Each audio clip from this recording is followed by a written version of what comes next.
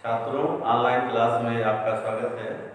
इसके पहले हमने जो है बाह्य कलाओं के निर्माण के बारे में बताया था, जिसमें हमने बताया था कि 4 बाह्य कलाएँ बनती हैं: योगक्षय, एम्बियन, कोरियन एंड एलेंटायर। से 4 प्रकार की जो है बाह्य कलाएँ जो होती हैं गर्भावस्था के समय बनती हैं।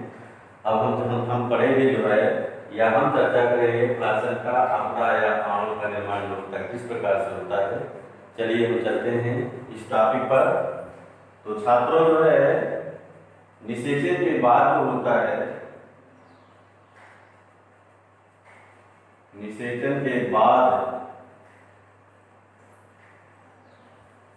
ब्लास्टुला, ब्लास्टुला या ब्लास्टोसिस्ट, ब्लास्टोसिस्ट बनने के बाद जो है,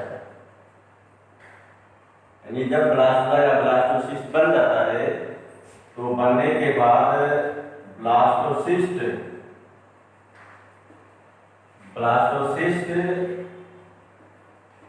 गर्भाशय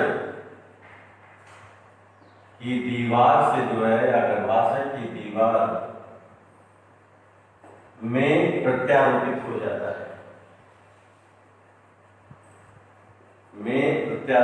जाता है, या गर्भाशय की दीवार से जो होता है जुड़ जाता है। इस समय जो है भ्रूण के चारों ओर जो है, भ्रूण के चारों ओर एक बाहरी कला बनती है, एक बाहरी कला कोरियन बनती है। क्या बनती है? कोरियन। और फिर कोरियन के जो है भीतर की ओर, कोरियन के भीतर की ओर जो है एक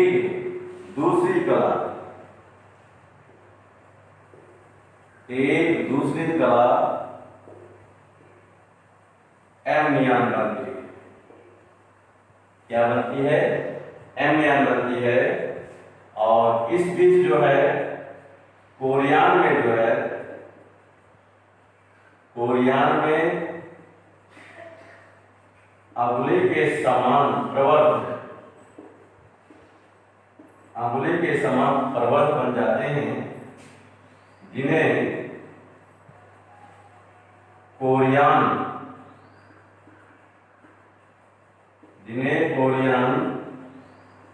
अंकुर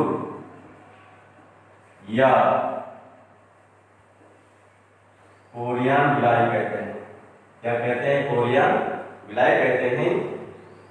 इन्हें जो है कोरियन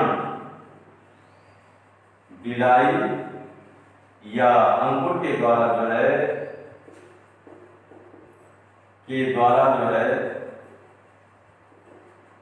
भ्रूण का गर्भाशय की दीवार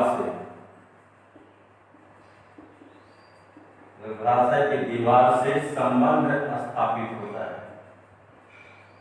यानी जो है गर्भाशय की दीवार से संबंध, अर्थात भ्रूण जो होता है गर्भाशय की दीवार से जो होता है वो जुड़ जाता है। इस समय जो होता है, इस समय भ्रूण गर्भाशय की इंडोमेट्रियम से, गर्भाशय की इस समय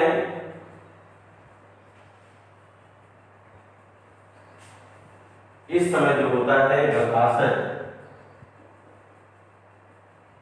इस दौरान गर्भाशय की दीवार में भी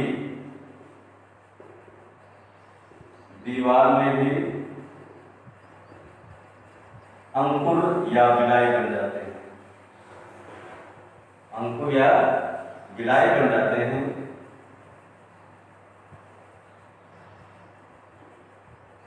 अंकुर या विलाई बन जाते हैं और फिर जो है गर्भाशय यौन जो है कोरियन के अंकुर जो होते हैं, यानी दोनों के गर्भाशय के एंडोमेट्रियम यानी गर्भाशय के अंकुर और जो होता है कोरियन के अंकुर परस्पर मिलकर जो है परस्पर मिलकर गर्भ या भ्रूण को गर्भाशय से जोड़ते हैं। किससे जोड़ते हैं? गर्भाशय से जोड़ते हैं। इसी जोड़ को ही प्लेसेंटा कहते हैं। इसी जोड़ को प्लासेंटा या अपरा कहा जाता है। क्या हमने बताया कि ब्लास्टुला के पहले जो होता है भ्रूण जो होता है गर्भाशय की दीवार से जुड़ा नहीं होता है। ब्लास्टुला या ब्लास्टोसिस्ट बनने के बाद जो होता है ब्लास्टोसिस्ट या भ्रूण जो होता है गर्भाशय की दीवार में जो होता है दीवार में प्रत्यारोपित हो जाता है, दीवार से जुड़ जाता है। इस समय जो होता है भ्रूण के चारों ओर एक बारीक कला बनती है जिसे हम कोरियन कहते हैं, और फिर कोरियन के भीतर की ओर अंदर की ओर एक दूसरी एम्नियन नामक कला बनती है। इस दौरान कोरियन में अम्लीय किस्म पर्वत बन जाते हैं। ये कोरियन पर्वत या अंकुर के द्वारा जो होता है ये भ्रूण जो होता है भ्रूण का जो है गर्भाशय की दीवार से संबंध स्थापित होता है, गर्भाशय की दीवार से जुड़ता है। इस समय गर्भाशय के एंडोमेट्रियम में या गर्भाशय की दीवार में भी जो है गर्भाशय की दीवार में भी अंकुर बन जाते हैं, और गर्भाशय एवं कोरियन के अंकुर जो होते हैं परस्पर मिलकर जो है गर्भ को या भ्रूण को गर्भाशय से जोड़ते हैं। इसी जोड़ को जो होता है हम प्लासेंटा कहते हैं। क्या कहते हैं? प्लासेंटा। ध्यान से प्लासेंटा बनने के बाद जो है प्लासेंटा बनने के बाद भ्रूण एवं प्लासेंटा के बीच एक नाल सदृश रचना बनती है। नाल सदृश रचना बनती है, रचना का निर्माण होता है जिसे नाभिरज या इंग्लिश में अम्बिलिकल कार्ड कहते हैं। अम्बिलिकल कार्ड कहते हैं, जिसमें जो है नाभि रज्जु का अग्रशिरा भ्रूण से एवं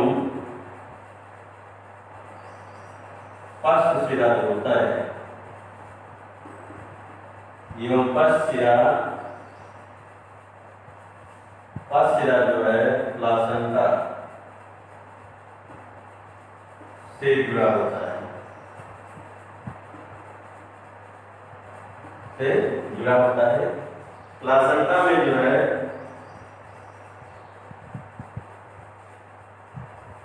प्लासेंटा में धमनी एवं शिराएं होती हैं।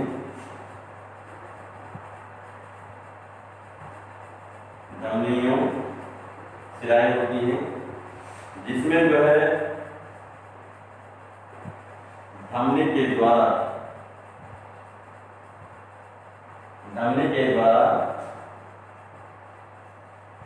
माता का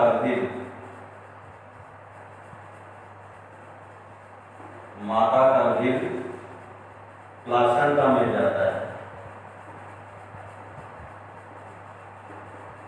कहाँ पर जाता है? प्लासेंटा में। और फिर जो है शिरा के द्वारा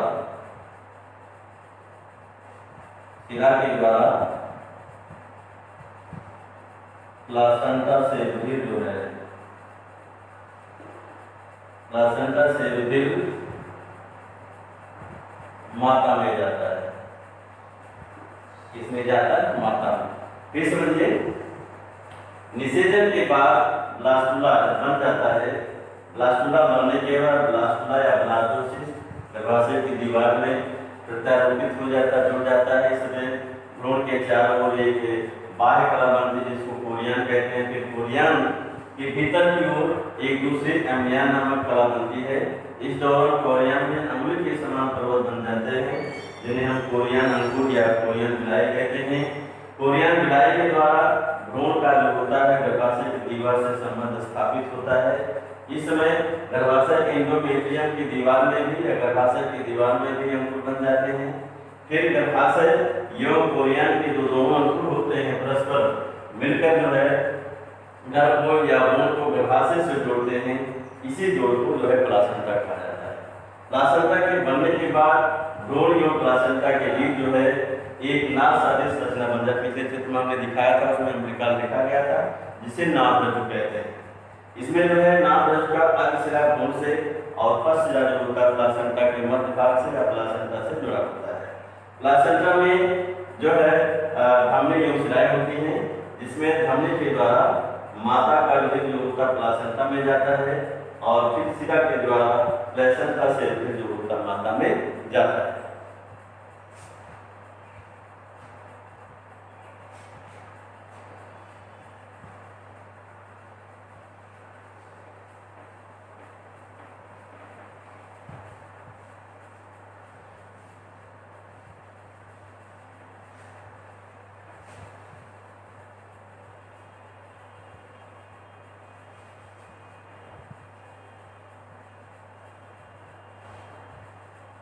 आइए इसको हम कैसे डिफाइन करेंगे या कैसे परिभाषित करेंगे।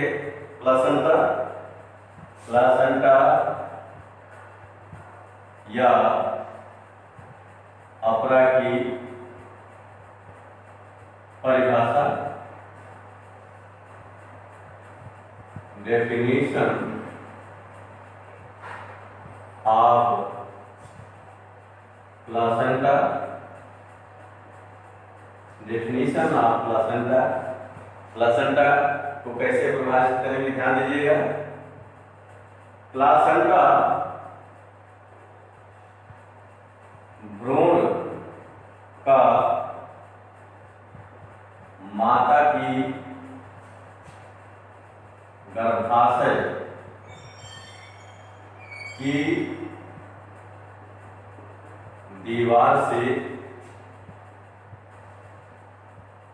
वो अस्थायी संबंध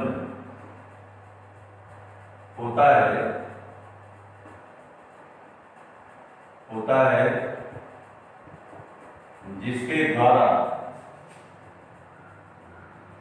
जिसके द्वारा भ्रूण एवं माता के रुधिर के बीच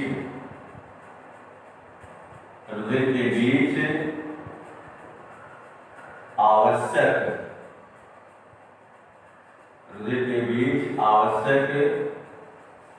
पोषक पदार्थों का आदान प्रदान होता है। क्या होता है? आदान प्रदान होता है। तो क्या है प्लासेंटा? प्लासेंटा जो है प्लासेंटा भ्रूण का माता की गर्भाशय की दीवार से वो अस्थायी संबंध होता है या कह सकते हैं एक अस्थायी संबंध होता है जिसके द्वारा भ्रूण एवं माता के रुधिर के बीच जो है आवश्यक पोषक पदार्थों एवं आवश्यक जो है पोषक तत्वों का आदान प्रदान होता है। ध्यान दीजिएगा, ये प्लासेंटा एक ऐसा ऊतक होता है, प्लासेंटा जो है एक ऐसा ऊतक होता है, एक ऐसा ऊतक होता है जो दो प्राणियों के ऊतक द्वारा बनता है।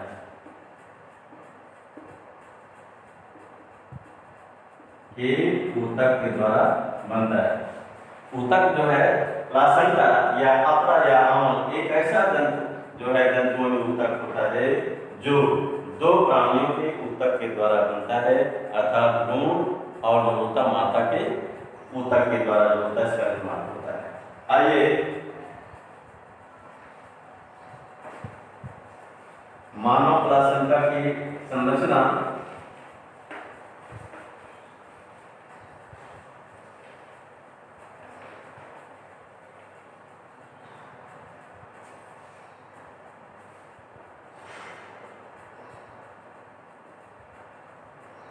अपरा की संरचना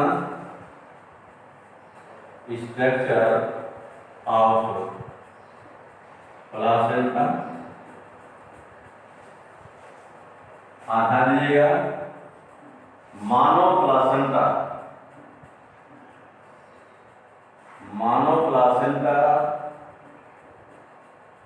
बिंब के आकार का होता है।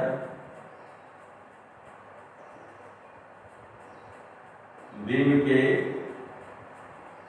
आकार का होता है। इसका व्यास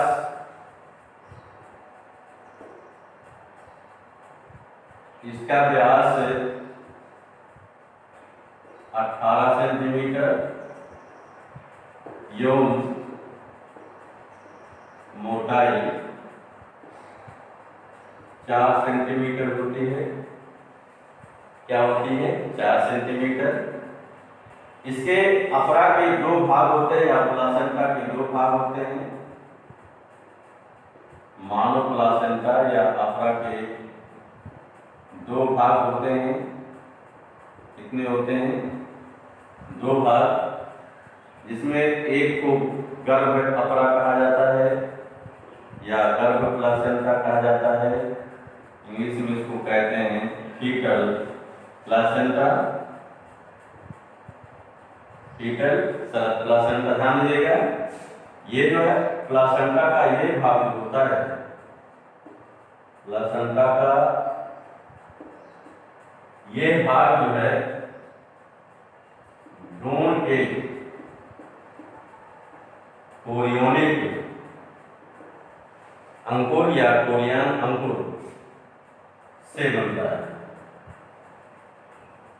कोरियन या कोरियानिक अंकुर से बनता है। और दूसरे को कहते हैं मातृक अपरा या मातृक प्लासेंटा,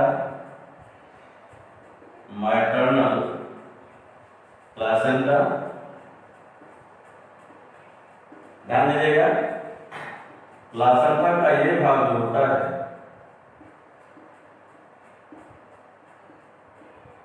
प्लासेंटा का ये भाग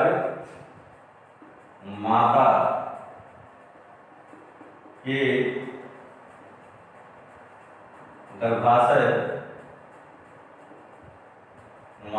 गर्भाशय की दीवार से बनता है या भित्ति से बनता है।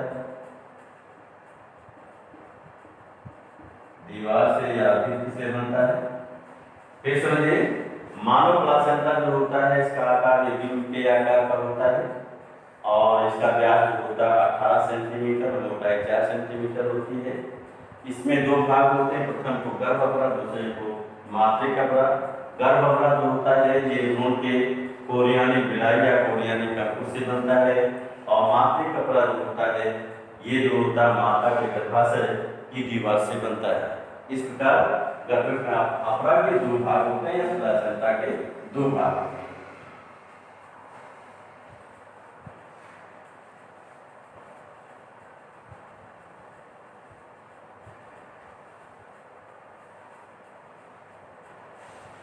आइए प्लासेंटा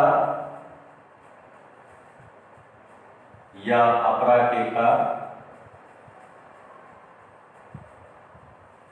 फंक्शन ऑफ प्लासेंटा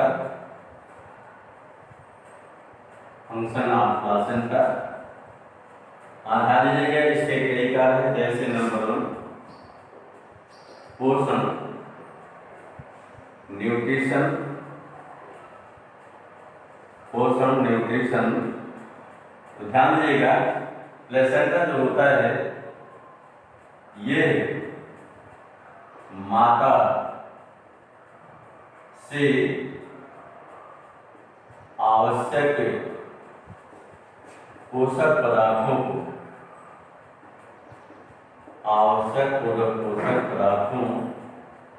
को, भ्रूण में पहुंचाने का कार्य करता है या भ्रूण में पहुंचाता है। दूसरा कार्य श्वसन, रेस्पिरेशन।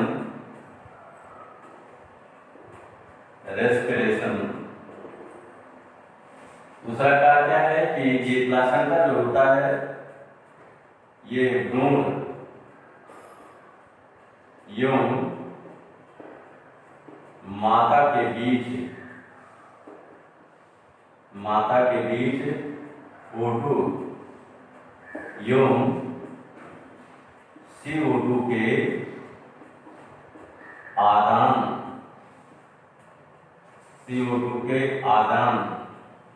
प्रदान का कार्य करता है।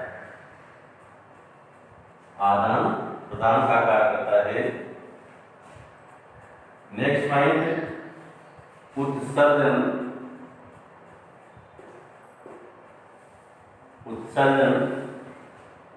एक्सक्रेशन।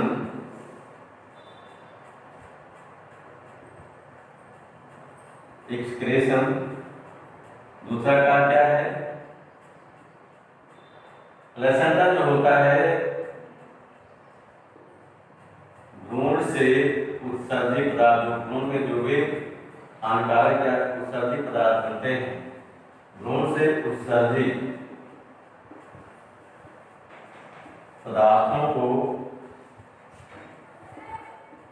माता के रुधिर में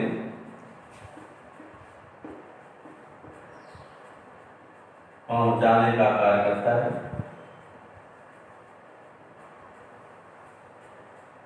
रुधिर में पहुंचाने का कार्य करता है। नेक्स्ट, प्रतिरक्षण या प्रतिरक्षा।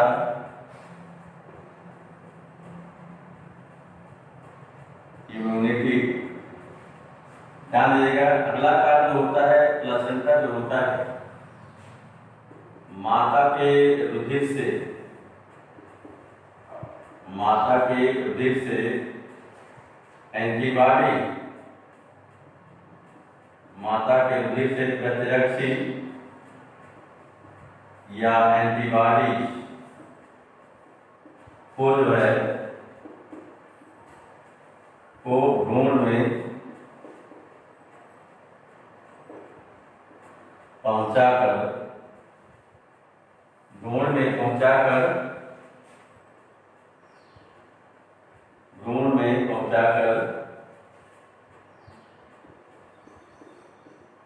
में प्रतिरक्षा या भ्रूण में प्रतिरक्षण की क्षमता का विकास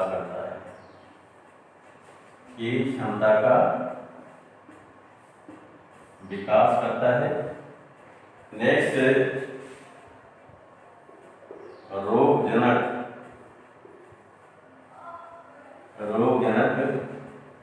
या रोगजनकों का कह सकते हैं, रोगजनकों का स्थानांतरण, ट्रांसपोर्ट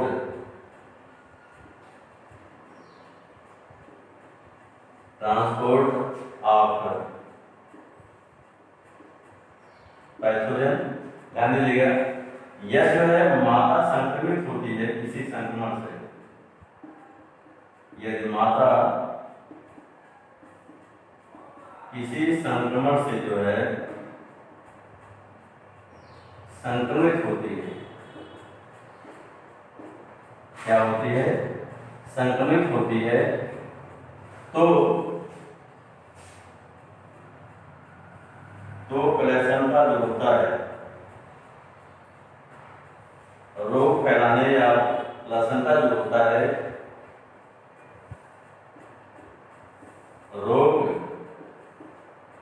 जनक वाहकों अर्थात बैक्टीरिया या वायरस जो भी होते हैं, रोगजनक वाहकों को जो है वाहकों को भ्रूण में स्थानांतरित करने का काम करता है। भ्रूण में स्थानांतरित करने का कार्य करता है, जिससे जो होता है भ्रूण जो होता है संक्रमित हो जाता है। नेक्स्ट जो है हार्मोन का स्राव। हार्मोन का स्राव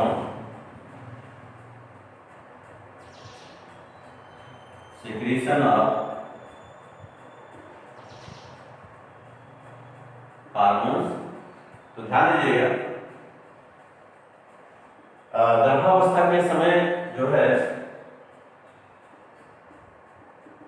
गर्भावस्था के समय प्लासेंटा जो होता है कई हार्मोन स्रावित करता है, जैसे जो है placental lactogen, chorionic gonadotropin, एस्ट्राडियल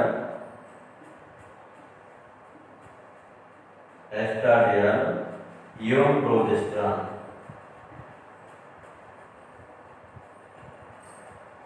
progesterone इत्यादि होता है हार्मोन स्रावित करता है। इस प्रकार जो है ये प्लेसेंटा जो होता है ये गर्भावस्था के दौरान ये 6 कार्य करता है।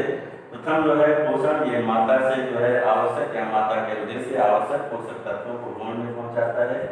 दूसरा ये भ्रूण एवं माता के उदर के बीच क्या कह सकते हैं भ्रूण एवं माता के बीच CO2 एवं O2 के आदान प्रदान का कार्य करता है। तीसरा ये जो होता है भ्रूण में जो होता है कोई भी उत्सर्जी या सेक्रेटरी प्रोडक्ट या पदार्थ बनते हैं तो उनको जो होता है ये माता के उदर में पहुंचाने का कार्य करता है, जो माता के उदर से फिर बाहर निकल जाता है। और दूसरा जो है प्रतिरक्षित, तो ये जो प्लासेंटा जो होता है माता के उदर में प्रतिरक्षित जो होते हैं उनको भ्रूण में पहुंचाता है, भ्रूण में पहुंचा करके भ्रूण में प्रतिरक्षण क्षमता का जो होता विकास करता है।